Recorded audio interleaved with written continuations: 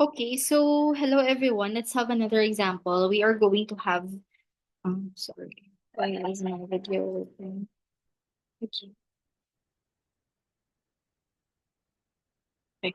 So in this example we are going to do a matrix addition. So the general idea is we are going to create multiple threads that are adding a subset of the matrix. Okay? So we have three matrices here. We have matrix A, matrix B, and then matrix C. So we are going to add A and then B and store the value in C. Okay, so we have defined P here equals 2, in which now we are going to have two threads, and then N is just the size of the matrix. So in this case, we have a 4 by 4 na matrix A, and 4 by 4 matrix B, and a 4 by 4 matrix na C. Okay, so this is the matrix add. We'll just go back to this later, but this is the function that our thread is going to execute. All right.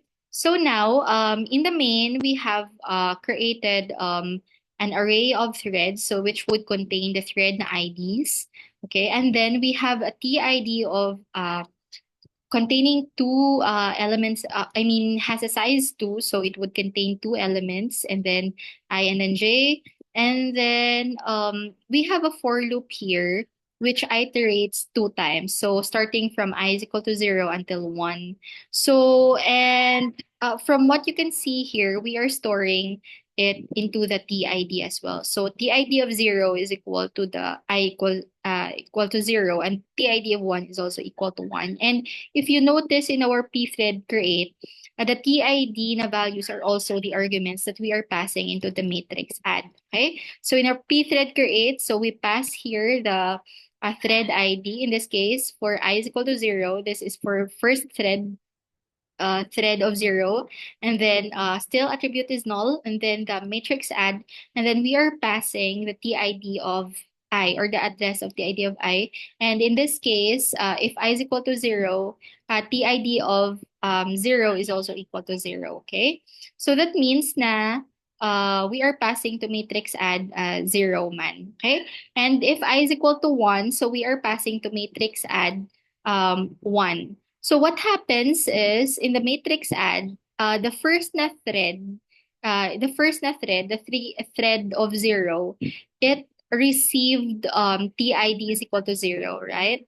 And we can see na dito siya pumasok sa I is equal to ID. So if ang argument natin na na-receive is 0, I is also equal to 0. And nag-increment siya by 2. So that means na um, ang loop na to, it will run twice lang din. And then it's for the first na thread, it runs 0 followed by 0 at saka 2.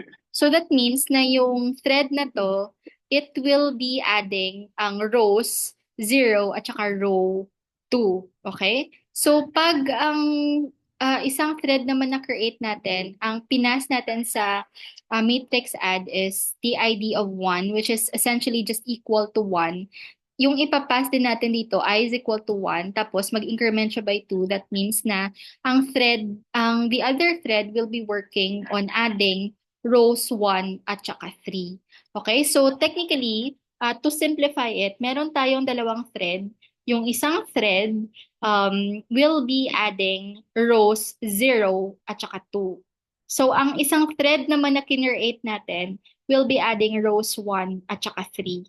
Okay? So they are basically dinivide natin yung subset of data natin, allowing multiple threads to work on it.